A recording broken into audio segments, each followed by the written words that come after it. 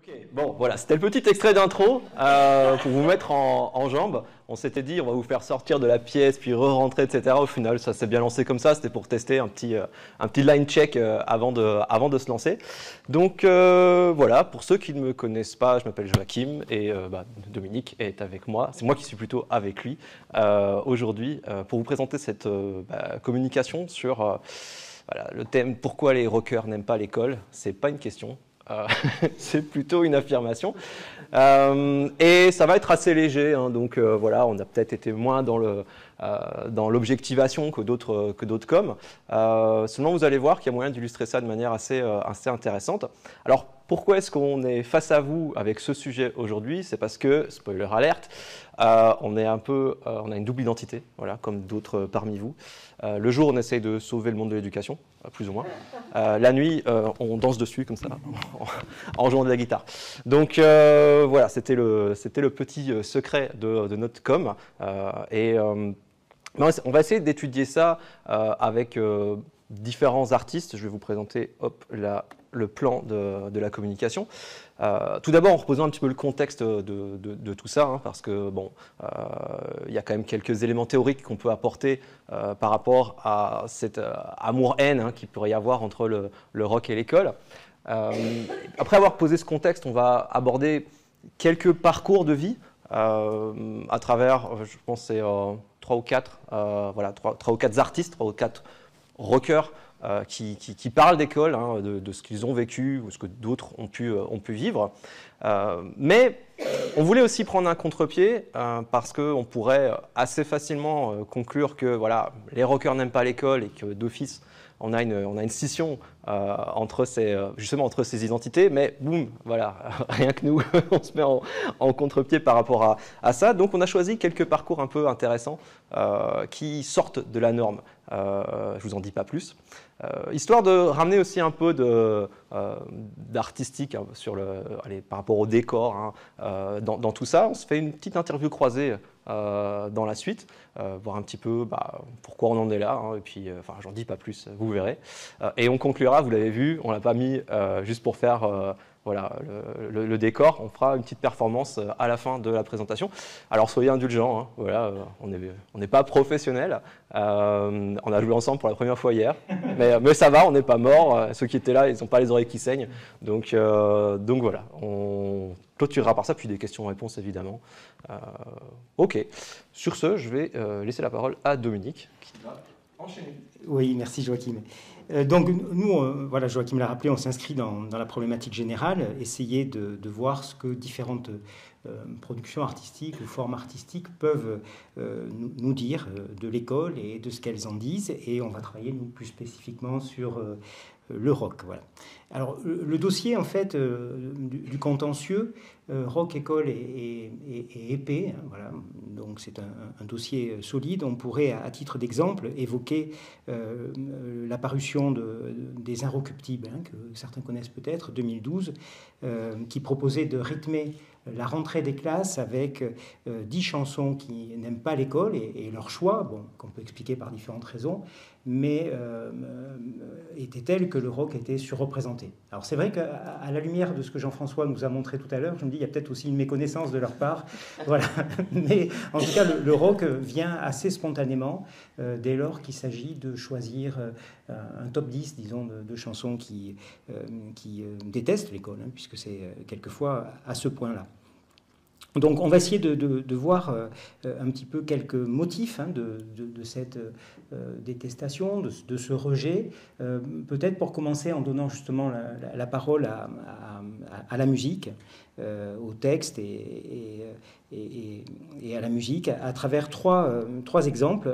Un groupe américain punk rock que certains connaissent peut-être, qui a été fondé en 1974, qui s'appelle les Ramones, alors qui était reconnaissable par leur jean troués et leur perfecto, voilà, et surtout par, disons, je dirais, la faiblesse technique, voilà, 3 accords. Voilà. Quand on commence la guitare, les Ramones, c'est un choix pas mal. Beaucoup plus difficile, à un niveau beaucoup plus élevé, les Pink Floyd, voilà, bon, qu'il n'est peut-être pas besoin de présenter, mais bon, pour rappel, un groupe phare de la scène psychédélique, fondé en 1965, Et puis, on parlait tout à l'heure de la diversité des courants du rock, un groupe de glam metal, qui est un sous-genre du heavy metal, qui comporte un grand nombre de subdivisions. Je n'identifie pas toutes, mais voilà. Motley Crue, qui est un groupe de Los Angeles qui a démarré dans les années 80. Donc on va écouter des extraits, on n'a pas le temps de les écouter en entrée, puis je vous dirai quelques mots de ce qu'on peut y repérer déjà. Bon, vas-y, peut-être le mieux, c'est peut-être de se les écouter dans la foulée. Donc, on commence par les Ramones. Rock'n'Roll High School.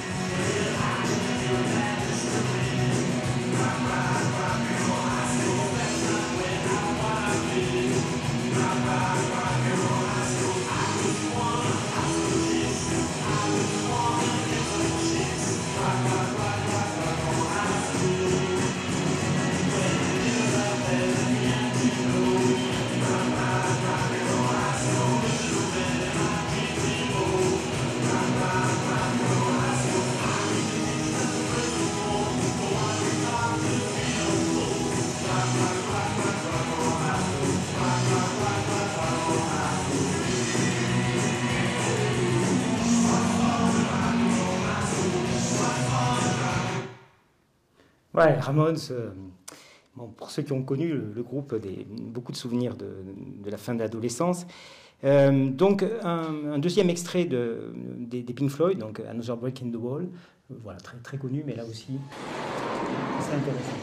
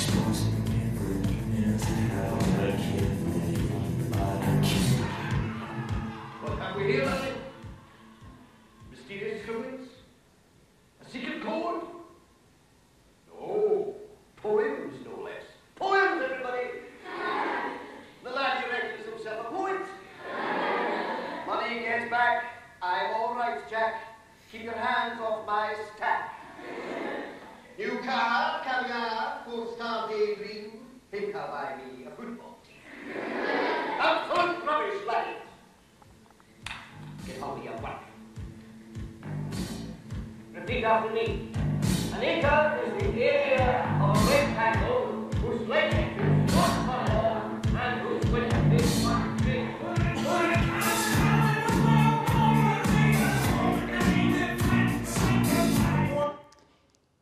Donc Pink Floyd, et puis troisième titre, Smoking in the Boys' Room de Motley Crue.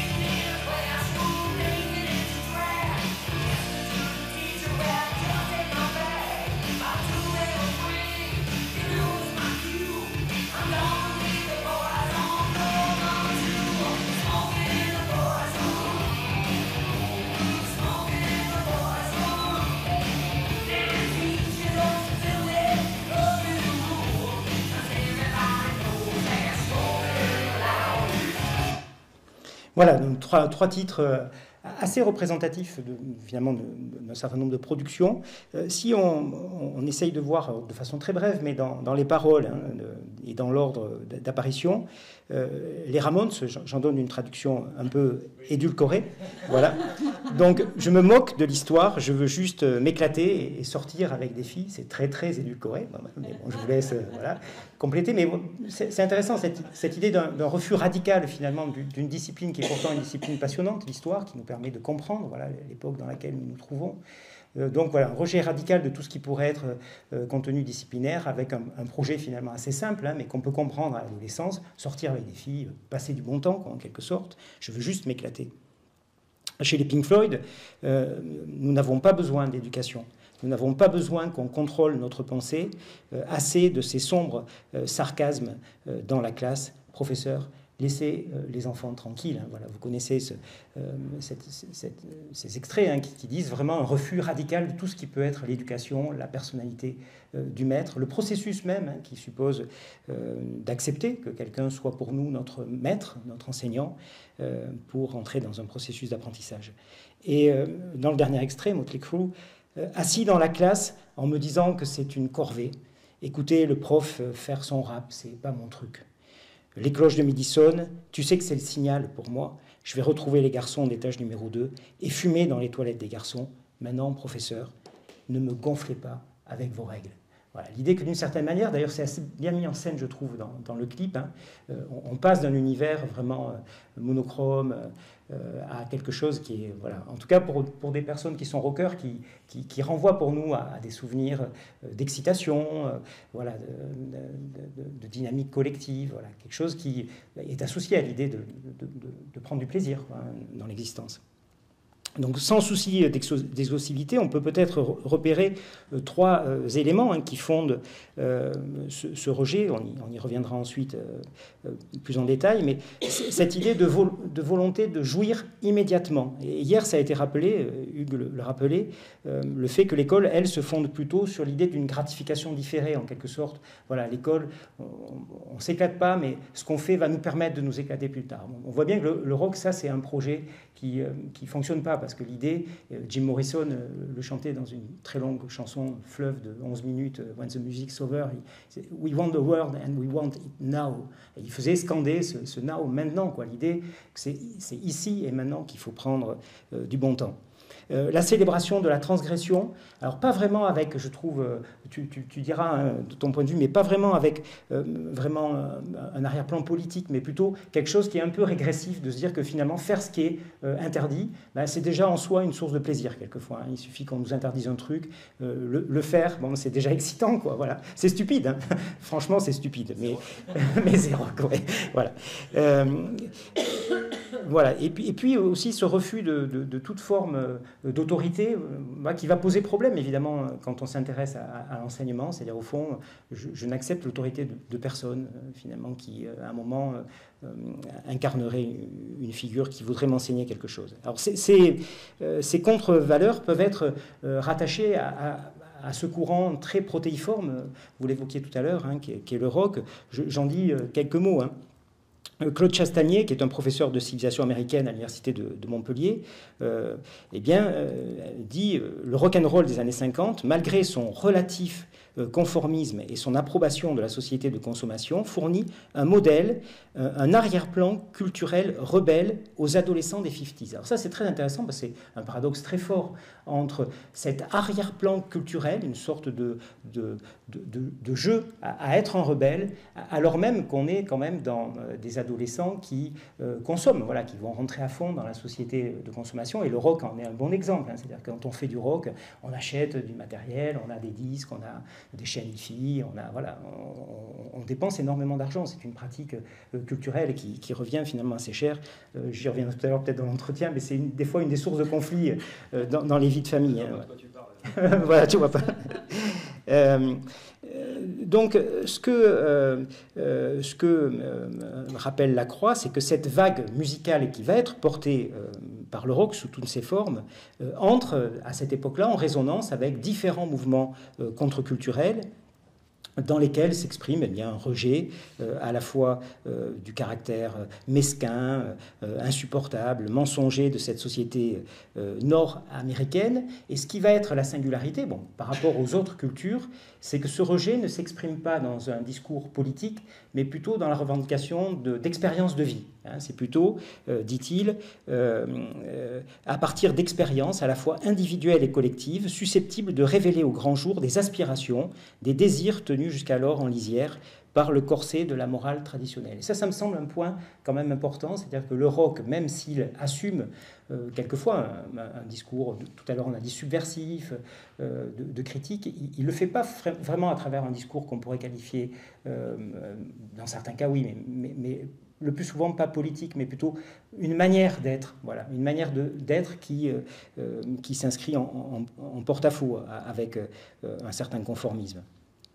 Donc c'est pas vraiment, de mon point de vue, un combat politique qui est mené par le rock, ça pourrait se discuter.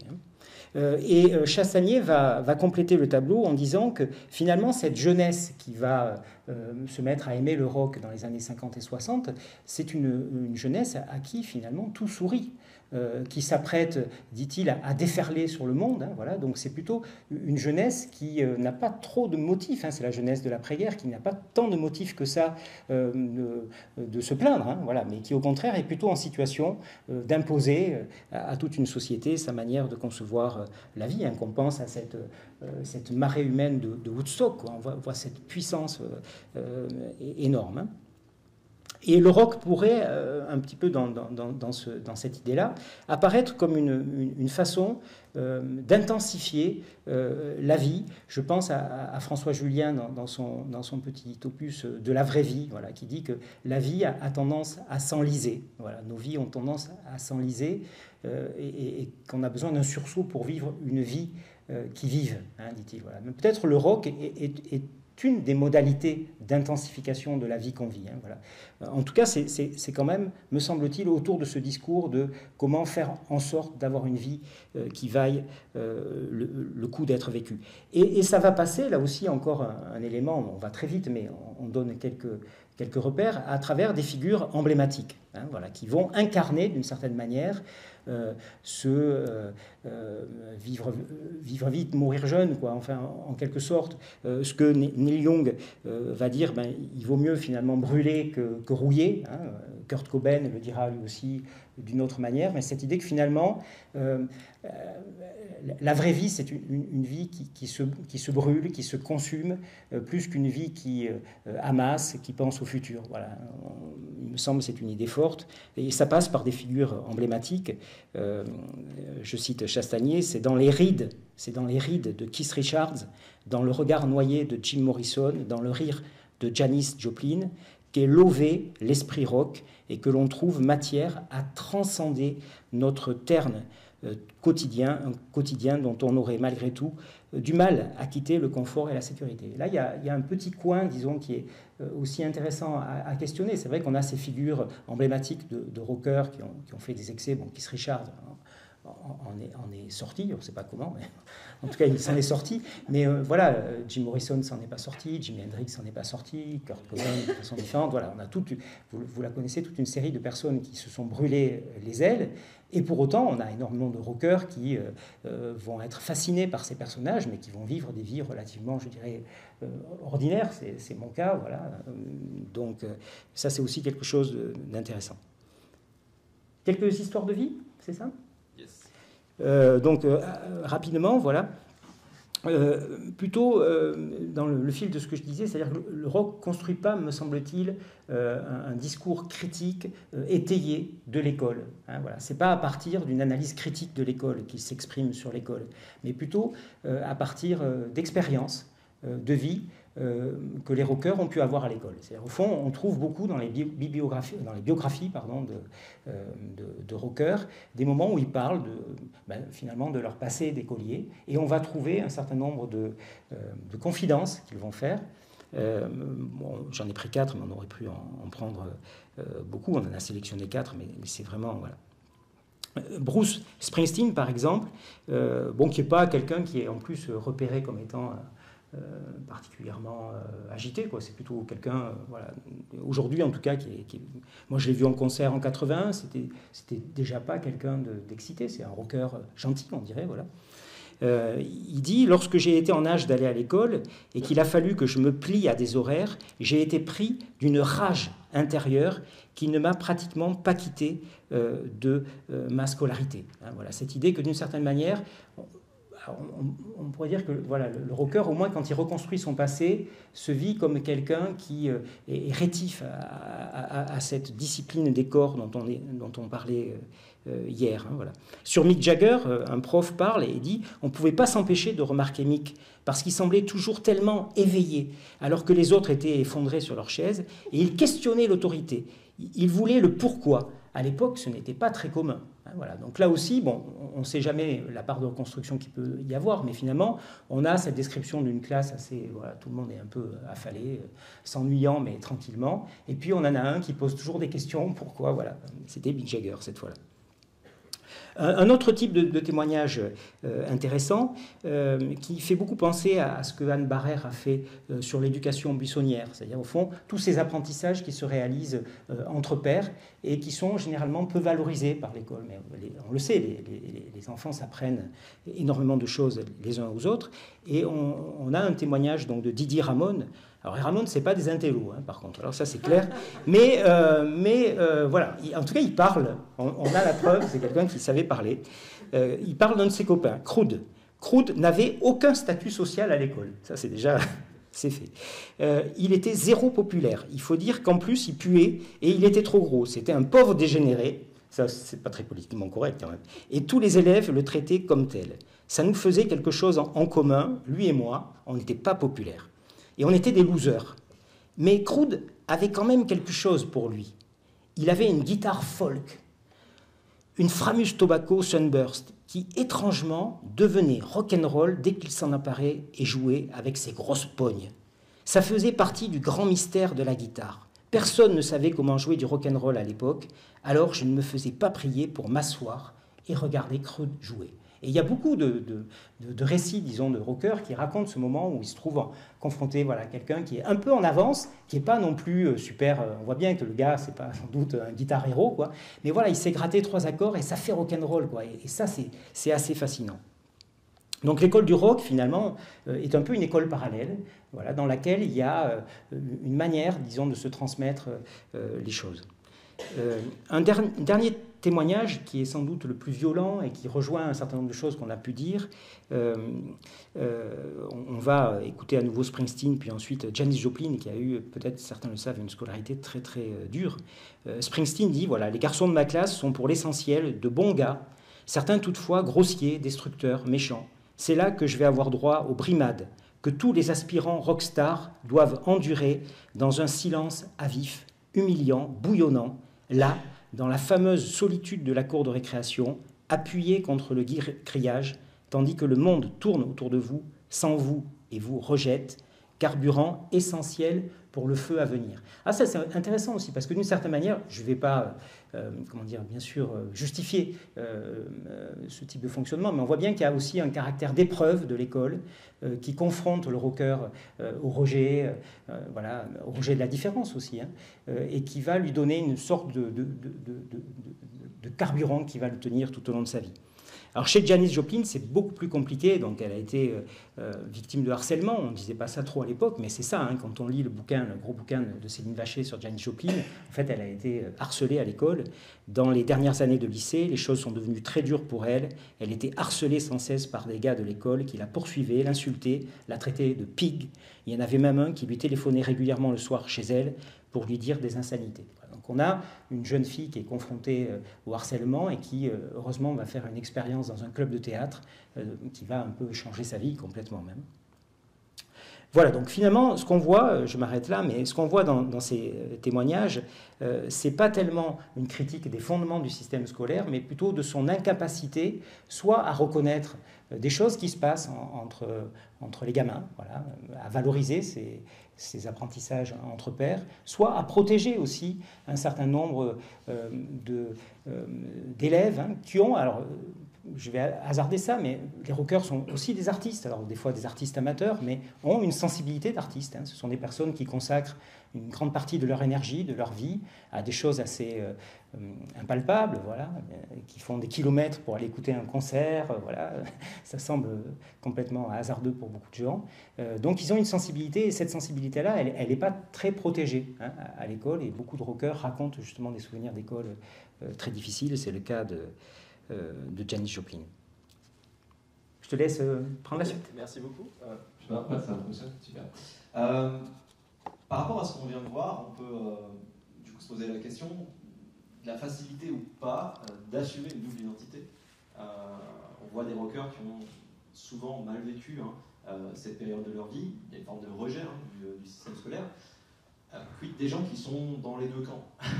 Comment est-ce qu'on gère ça? Alors nous on n'est pas psychologue, voilà. Justine, tu peux bosser sur un prochain chapitre là-dessus, on veut bien faire les entretiens avec toi. Mais voilà, et même à titre personnel, il y a très peu de temps, j'avais du mal à gérer ça.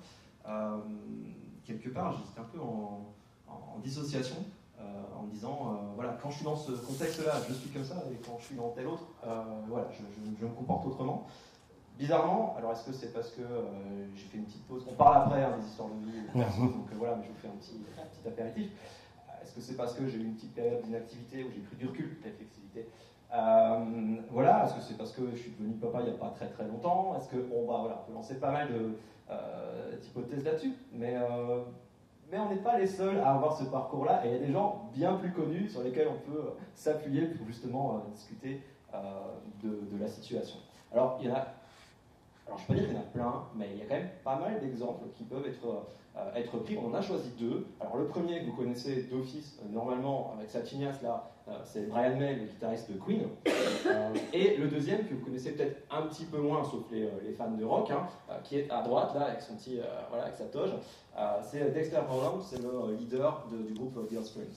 Donc, pour vous mettre un petit peu en situation aussi, je vais vous diffuser quelques extraits.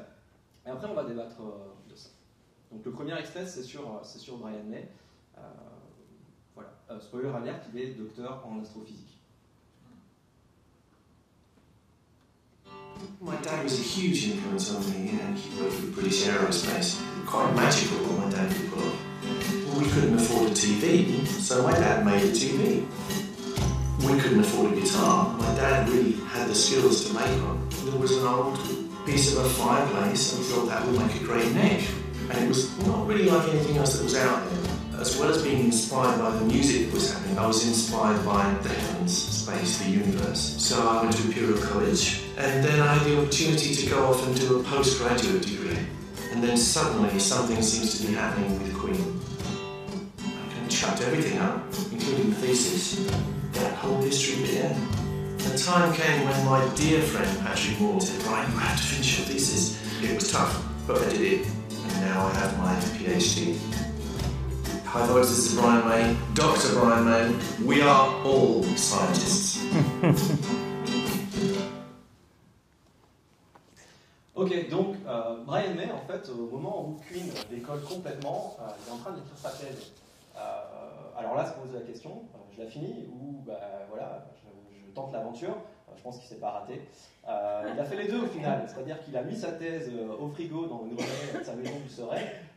Et après, voilà, le décès de Freddie Mercury et une rencontre avec un ami de l'Imperial College, pardon, il s'est dit, why not, je m'y remets. Et en 2007, il a défendu sa thèse de voilà, docteur en astrophysique. Et il est vachement impliqué maintenant dans tout ce qui est vulgarisation scientifique. Voilà, mais pas que. Donc, premier exemple, relativement partagé, je pense, parce que voilà, c'est quand même 300 millions d'albums, Queen, dans le monde. Donc voilà. Offspring, c'est 40 millions d'albums, c'est quand même pas mal. Ça fait presque 40 millions de plus que moi. Donc, donc je vous présente quand même du coup, le groupe pour que vous fassiez une idée de ce que c'est musicalement et visuellement. Donc là, c'est un extrait qui est tiré de l'album Smash, qui a vraiment été l'album qui a lancé Offspring, même s'ils avaient déjà commencé leur carrière avant.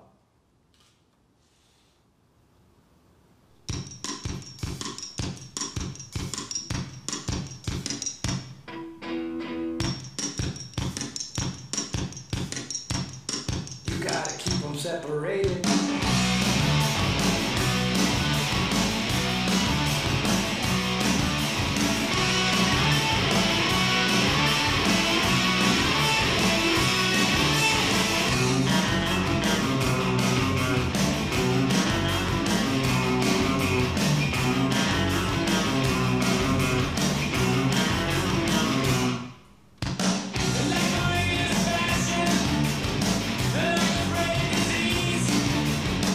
Voilà, ça donne un peu le ton, hein.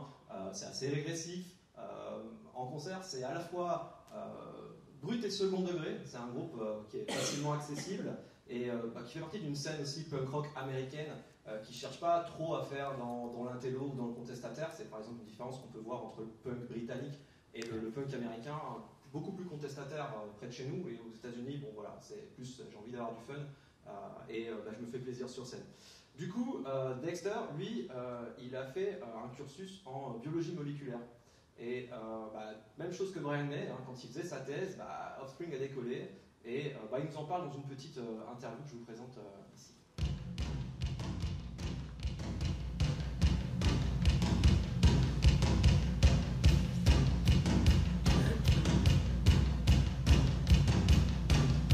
I was working in a lab at the time. I was a graduate student because I wanted to avoid the real world. But I swear to God, my job was to grow bacteria to infect with viruses, and you have to grow all this broth. So I made up like a gallon of this stuff, this gunk, and I put it in these 2 flasks because it wouldn't fit in one. Then you got to sterilize it, so you put it in this big pressurized oven on an autoclave. And these things are very, very hot, so you put it under this place called a hood, and it's like a hood on a stovetop or whatever. It cools them off. And I went back like 10 minutes later, and it's still freaking hot as hell, you know, and it's still hot later and later. I'm going back half an hour later, and I look at them, they're next to each other, and I go, these things are never going to cool down. I got to keep them separated. You got to keep them separated. Hey! Separated.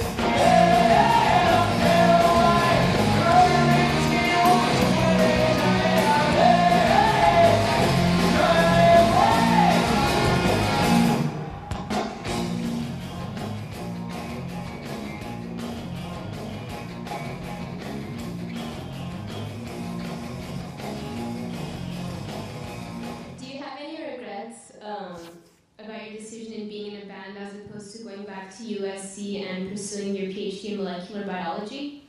No.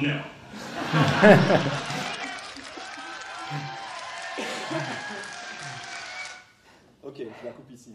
Donc voilà, on voit que son opinion est assez tranchée, aucun regret. Sauf que ce qui s'est passé, c'est qu'en 2007, il a décidé lui aussi de revenir sur les bancs de l'école et de terminer sa thèse. Donc voilà, Dexter Holland qui est devenu docteur en biologie moléculaire. Alors il s'est bien fait railler par les autres, hein, faut pas, voilà, ça reste un milieu où c'est pas forcément facile à jouer hein, sur scène, mais c'est quelqu'un aussi qui s'est pas mal impliqué dans la vulgarisation du coup derrière, pas que, il faut savoir que sa thèse ça porte sur le HIV, c'est quand même assez, assez important de le noter, et il a proposé des articles qui sont voilà, cutting edge quand même dans ce domaine-là, bon, pas seul évidemment, on comprend que c'est toujours un travail d'équipe, hein, mais je vais vous présenter un petit extrait qu'il a fait par rapport au variant Omicron pour le coronavirus, et voilà, il vient juste ici. Hello, everybody. Dexter here. Well, the pandemic has affected everything, it seems, including our touring. You know, when bands like us are planning a tour now, unfortunately, we have to take into account how the pandemic is affecting the places we want to go. Like, we want to know, for example, how are the infection rates in those places or countries? We want to know because, of course, if infections go up, that's bad, and if infections go down, that's good. So how can we figure out the contagiousness of a virus? Well, there are ways, and luckily for us, there's a number that describes it. It's called R sub-0 or R naught, and it's not spelled like the regular naught, it's spelled the other way, but no one says naught anymore. I wouldn't even call it that. I would just, I don't know, let's just call it R0 for our conversation.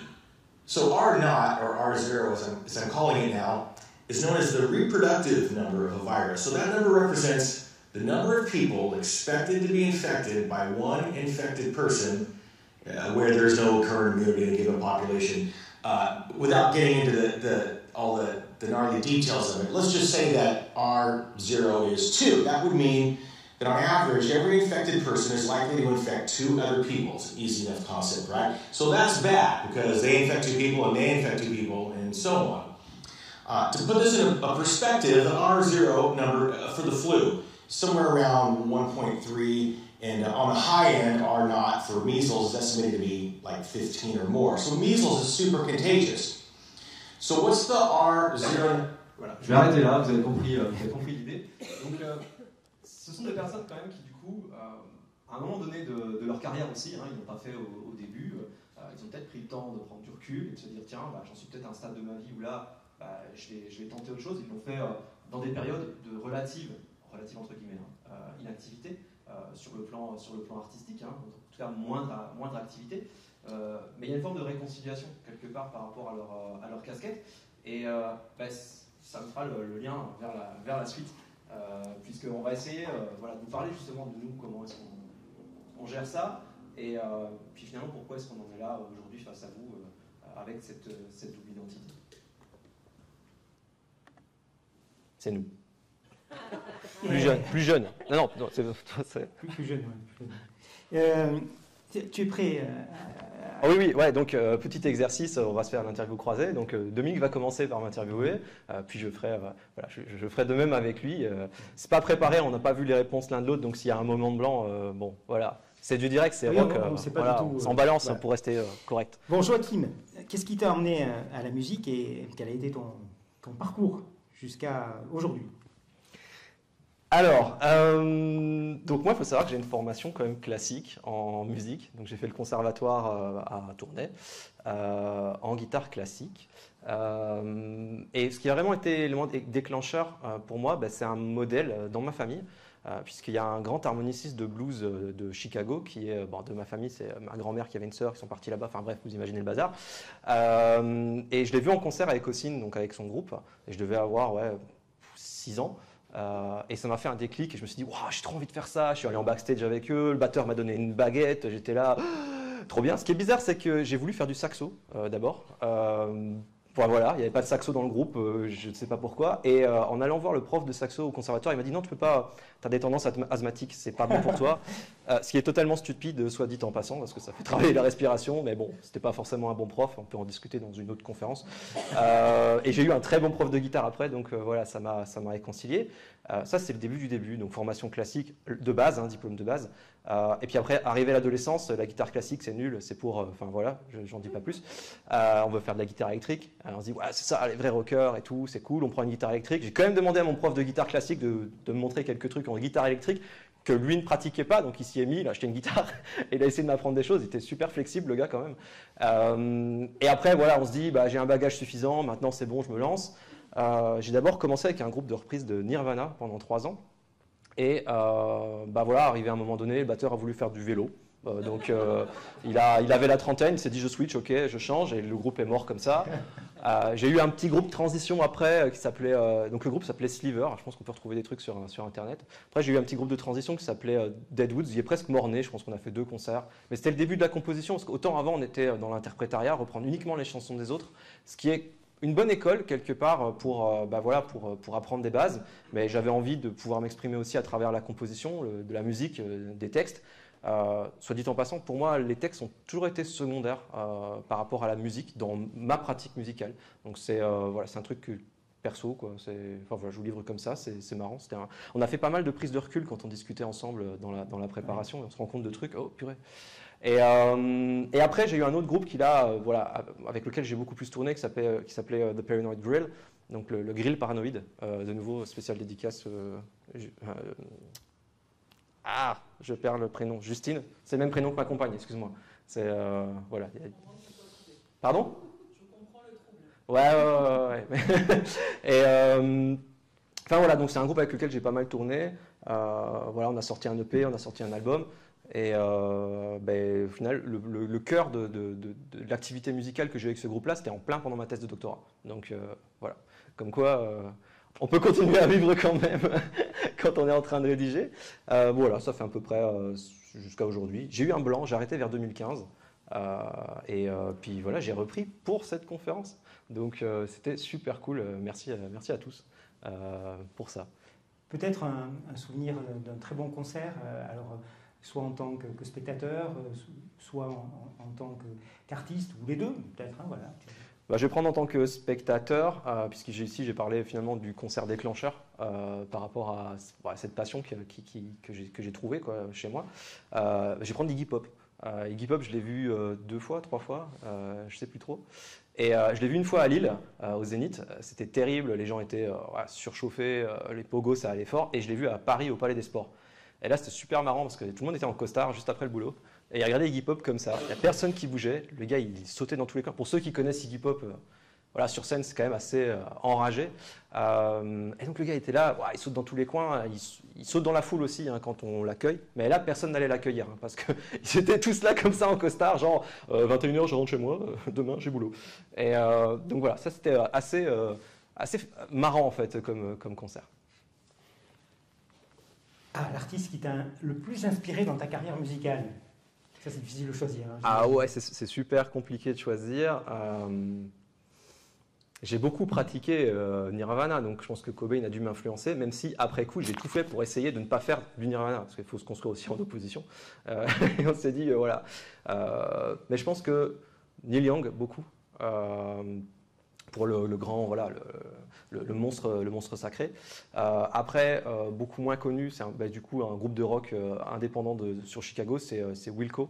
Voilà, c'est un groupe que j'apprécie beaucoup par rapport à son côté indépendant, la recherche musicale qu'ils ont. Et voilà, ça c'est deux groupes qui ont beaucoup compté pour moi en termes de compositeurs. Enfin, voilà, alors là, voilà, ça c'est la question de la conciliation entre ton parcours académique, ta vie de rocker, ta vie de famille. Y a-t-il eu des moments difficiles? Alors, du coup, j'ai commencé la musique et la guitare, j'avais 6 ans et demi, 7 ans. Ça m'a tenu pendant 20 ans, plus ou moins. Donc, primaire, avec un parcours musical très scolaire, hein, conservatoire, voilà, c'est comme ça. Et je pense que personnellement, ça m'a énormément aidé par rapport à mon parcours scolaire, cette pratique musicale, parce que dans la musique, on n'a rien sans rien. Si vous bossez pas à vos gammes, si vous bossez pas votre morceau, vous arrivez devant votre prof, vous savez pas le ressortir, c'est comme voilà, retenir par cœur une leçon. Sauf que là, il faut le jouer. Il y a un côté kinesthésique aussi. Hein. Et donc, je pense que là, ça m'a vraiment forgé au niveau de l'école primaire. Puis j'étais dans une école aussi très élitiste. Et donc voilà, après le secondaire, ça a été un peu ma bulle, hein. C'est ça qui m'a fait survivre. Pour beaucoup, le secondaire, c'est une période compliquée, quoi. Ce que dit Springsteen, ce genre de choses, moi, c'est quelque chose que j'ai pu ressentir, y compris le côté crude. Enfin, il n'était pas gros et puant, mais j'ai eu un pote qui était plus âgé que moi et pas forcément très malin non plus, mais voilà, qui jouait de la guitare et qui du coup j'ai passé pas mal de temps avec lui. Et ça m'a, je ne vais pas dire que c'était un mentor pour moi, et ça s'est mal terminé au final, comme pas souvent aussi, hein, à l'adolescence. Mais ça a été voilà, constitutif de cette période-là. Après, les études supérieures, c'est resté aussi comme une bulle. J'ai commencé pour ceux qui savent pas, j'ai commencé par faire un stit. Et ça demande beaucoup de boulot à côté, en dehors des heures qu'on peut suivre. Et c'était ma respiration d'avoir ces répètes, ces concerts. Et encore après, voilà, en master et en doctorat, n'en parlons pas.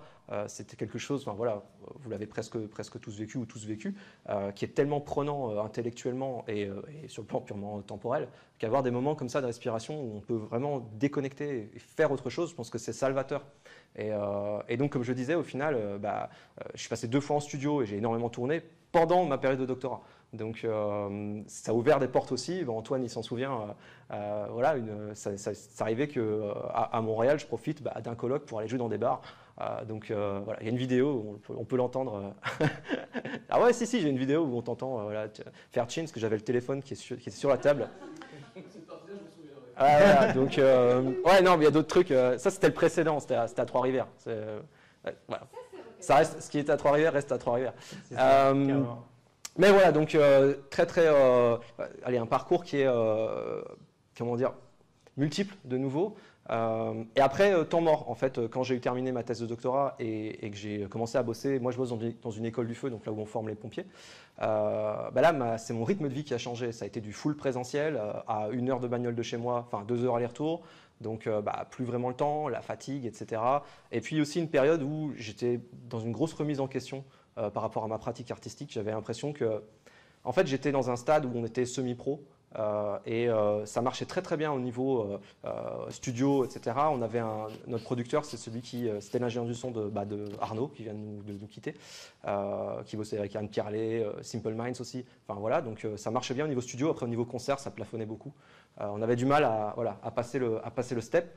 Et j'ai commencé à me rendre compte que je commençais à composer pour que ça fonctionne.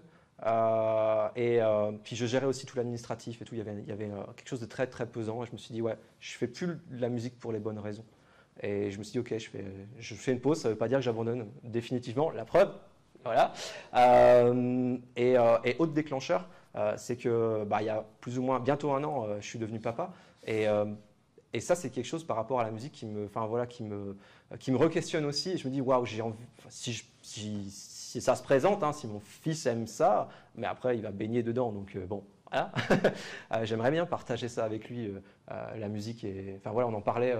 Toi, tu peux partager ça avec ton fils. Et je trouve ça génial. C'est un truc, qu'on peut donner. C'est des expériences qu'on vit ensemble et qui sont très très fortes par rapport à la constitution de son identité, quoi. Voilà. La dernière question, puis il faut qu'on regarde l'heure parce que je ne sais pas. On est à 50 minutes là de présentation plus ou moins. Enfin, je vois 50. J'irai un peu vite moi sur les Ouais, non, je m'excuse, je suis super bavard. T'inquiète pas. Rocker universitaire. Je refuse de choisir. Ça c'est rock comme voilà, comme ça fait court. Ok, bon, vous avez compris, on va faire l'inverse maintenant. Ouais, mais ça va aller très vite. Non, mais vas-y, on est là. En plus, on termine, c'est bon, on soit un peu rock. Ouais. Par contre, j'ai pas les questions devant les yeux, donc tiens, regarde. Ouais, super. Comme ça, attends, je te reprends ça. Puis il y en a peut-être que je ouais. Du coup, qu'est-ce qui t'a amené à la musique et à quoi a pu ressembler ton parcours jusqu'à aujourd'hui, mercredi 4 mai 2022 ? Oui, rapidement, mais aussi pour faire du lien peut-être avec ce que je disais tout à l'heure, c'est-à-dire le rock, c'est aussi une transmission quelquefois entre pairs. Moi, j'ai fait de la musique aussi de façon assez classique. J'ai fait du piano, c'était ma formation d'origine. J'écoutais de la musique, mais voilà, c'était plus anecdotique que la littérature, par exemple, qui a occupé une grande place dans ma vie toute la jeunesse et l'adolescence. Et puis, je me souviens du collège et d'un copain qui s'appelait Jean-Marc, qui s'appelle toujours Jean-Marc, qui au collège était un collégien, c'est assez classique, assez mignon, mais pas non plus, voilà, j'étais pas en adoration devant lui. Et je me souviens très bien de cette scène, on était quelques jours avant la rentrée du lycée, et une mobilette arrive dans la rue, là, et s'arrête. Un type enlève son casque, des cheveux longs, un look d'enfer, et c'était Jean-Marc. Et là, il y a eu quelque chose, je dirais, un vrai coup de foudre. C'est-à-dire, je me suis dit, qu'est-ce qui s'est passé ? Et en fait, Jean-Marc revenait de Londres et on était en plein mouvement punk. Voilà. Moi, j'ai fait mes études dans la fin des années, mon lycée dans la fin des années 70. Voilà. Donc, il revenait de Londres avec des disques qu'il avait récupérés, des Clash, des Sex Pistols, etc. Et donc, je crois que je me suis dit, il y a un truc là-dedans. Essayer d'avoir un petit peu de cette phosphorescence, quoi. Et c'est vrai que je l'ai beaucoup collé, d'ailleurs, des fois je l'agaçais un peu, je pense, pour essayer justement de lui dire, mais qu'est-ce qu'il faut écouter, les Bottom Rats, les Stranglers, voilà. Et donc j'ai fait ma culture musicale à cette époque-là, beaucoup par mimétisme, on pourrait dire, d'une certaine manière, en tout cas par fascination, par ce copain lycéen. Et à cette époque-là, je me suis mis à la guitare. C'est vrai que là, je me suis dit, moi, la guitare, ça peut être vraiment sympa. Voilà. Après, j'ai eu quelques groupes de façon presque continue, avec des petites pauses au moment de la thèse, au moment des concours et autres. Et actuellement, je suis dans un groupe qui s'appelle Avide Passage, dans lequel je tiens les claviers. Alors, pour des raisons toutes bêtes, c'est que je recherchais un groupe, je quittais un groupe. Voilà. La vie des groupes, c'est toujours des groupes qu'on quitte, des clashs, etc. Et donc, eux, ils avaient besoin d'un clavier, pas d'un guitariste. Donc, le deal, ça a été, je fais les claviers, de temps en temps, je peux faire quand même un petit truc à la guitare. Ils sont sympas, voilà. Et on a joué donc la semaine dernière dans un bar, c'était vraiment bien. Et on rejoue en Ariège la semaine prochaine. Voilà. Tu vends les tickets, là ? Non, parce que c'est tout petit. Et je vous accueillerai avec plaisir. L'Ariège, c'est magnifique aussi. Ok, super. Ton meilleur souvenir de concert, alors soit comme spectateur, soit comme voilà, musicien? Ouais, non, je vais faire uniquement spectateur. C'est vrai que je pense que tu as évoqué Neil Young. Un des plus beaux concerts que j'ai vus, c'est le concert de Neil Young aux Arènes de Nîmes, il y a à peu près 5 ans. Concert magnifique parce que, alors je ne sais pas si vous connaissez les Arènes de Nîmes, c'est déjà sublime, quoi, comme lieu magnifique. Et puis gros orage en fin d'après-midi. Donc tous les rodis sont arrivés, ont tout bâché, enfin, ce qui est l'enfer, hein, c'est le pire, les Arènes de Nîmes. Donc ils bâchent tout, et première partie, Patti Smith. Et quelques instants avant le concert, le ciel se dégage, la pluie s'arrête, il débâche, et Patti Smith commence à jouer. Et là, bon, Patti Smith, Neil Young, enfin, une soirée de folie, plus personne ne voulait partir. Enfin, voilà. Et Neil Young est un musicien très généreux. Alors il y a des musiciens pas généreux, il y a des musiciens généreux. Neil Young est vraiment un musicien généreux. Voilà, il est revenu, il a joué. Voilà, c'est quelqu'un qui ne rechigne pas à jouer, comme Springsteen d'ailleurs, hein, qui est un musicien qui fait des concerts assez longs. Donc ça, c'est vraiment un très beau souvenir. Ah bah, je t'envie franchement si je l'avais vu. Ah ouais, très belle soirée. Du coup, est-ce que c'est Neil Young qui t'a le plus inspiré dans ta carrière musicale ou est-ce qu'il y a quelqu'un d'autre à part Jean-Marc hein? Non, mais moi j'aurais dit Neil Young comme toi, c'est vrai que j'ai beaucoup écouté, mais finalement je crois que je retiendrai Jim Morrison. Alors un peu pour les mêmes raisons que celles que j'ai dit tout à l'heure, parce qu'un été, un autre copain, Xavier, m'a donné « Personne ne sortira d'ici vivant », qui est le bouquin qui a dû sortir à peu près en 80 de Hopkins et Sugarman sur Jim Morrison. Et j'ai lu ce bouquin et je me suis dit « c'est ça la vraie vie ». Alors j'avais lu Kerouac sur la route, qui voilà, m'avait aussi donné quelques brilles, mais je me suis dit voilà, ça c'est une vie qui vaut la peine d'être vécue, avec tous ses excès et aussi sa fin assez triste, hein, bien sûr. Hein. Mais voilà, cette légende quand même qu'est Jim Morrison, disons, pour moi, est quand même une figure qui reste très précieuse, quoi, voilà, dans mon panthéon du rock. Ok, et bah, du coup, la conciliation du parcours académique avec le parcours musical, la vie de famille, des moments difficiles que tu as vécu par rapport à ça ou... Oui, mais finalement sur un point assez anecdotique, j'évoquais tout à l'heure les achats de guitares, de matériel, etc.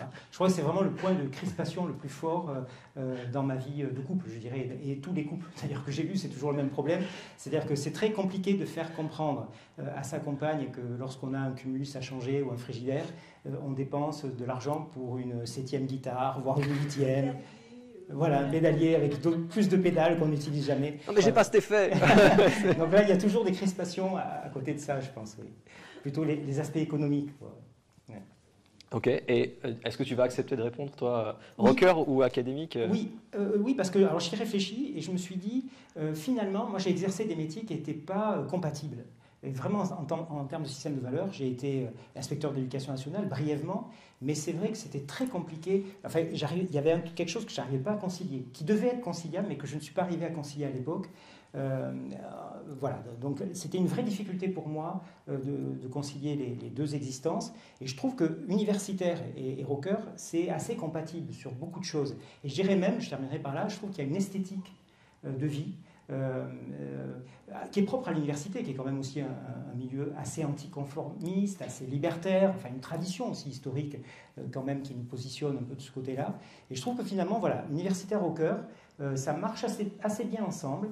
Au début, je le laissais moins deviner, mais c'est vrai qu'aujourd'hui, les étudiants savent que je fais un peu de musique en amateur, que j'aime le rock, et voilà, je m'habille différemment peut-être qu'à une époque aussi. Je m'autorise plus de choses, et je dirais que voilà, il me semble qu'universitaire et rocker, c'est peut-être pas si difficile que ça, quoi. Ok, bah merci.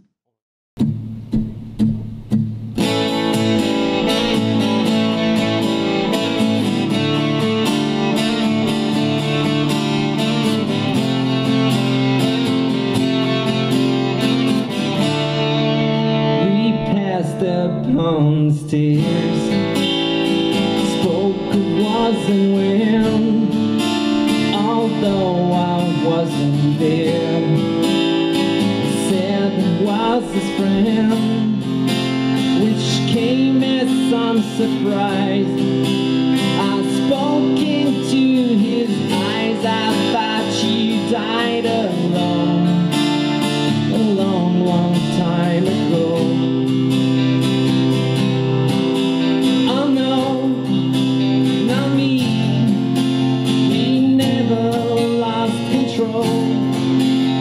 Face to face with the man the word.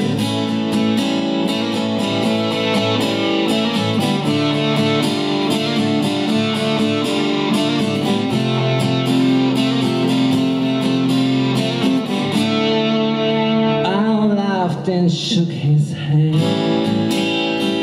made my way back home. I searched for foreign lands. For years and years I roamed.